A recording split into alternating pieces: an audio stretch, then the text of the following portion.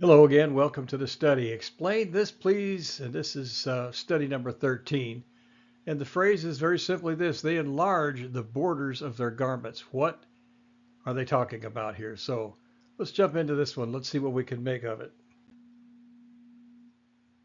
We find in the book of Numbers, chapter 15 and verse 38, it says, "Speak unto the children of him, and bid them that they make them fringes in the borders of their garments throughout their generations, and that they put upon the fringes of the borders a rib band of blue." In the Bible, this robe was a distinctive garment worn by the Jews, but during the Maccabean persecution, the Jews were so easily distinguished by their dress that a measure of safety, they were allowed by Jewish leaders to wear the fringes on an inner robe, only during the hour of prayer. This they continue to do until present day. Well, now they call it a prayer shawl.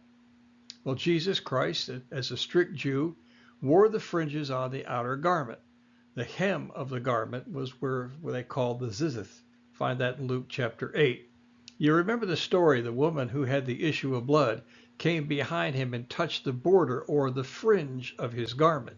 You see, the authority or the rank, if you will, was worn on the garment, on the fringes of the garment. And what she did? She reached out to touch his authority. And in the process of touching his authority, she was healed.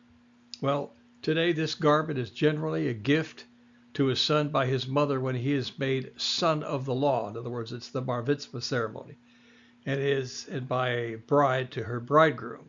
So, as we continue to look at this, here's what. Well, women never wear a talith. They're not obligated to pray. A talith is worn by a Jew over his head or shoulders while he's praying. It is shaped like a shawl or a scarf now, but in the Bible days it was a man's upper garment. Blue stripes are woven into the white at each end. And again, the text says, "And put upon the fringe of the borders a rib band of blue." Well, we see it here, a picture of it. We see the tassels or the fringe, and this is what the woman reached out to touch that Jesus was wearing. She reached out to touch his authority, and she was healed. Today we see it as such. We see it draped over a man's head as it would cover his head while he is praying. Now Jesus offers an additional word on this. He said they make broad their phylacteries and enlarge the borders of their garments. What is he saying? Well, those who had the authority wanted to flaunt it. So make broad our phylacteries, make them bigger, make them stronger, make them better, make everybody look at me and say, "Wow, he must be somebody special." They enjoy that. Jesus is saying, you're not here for that.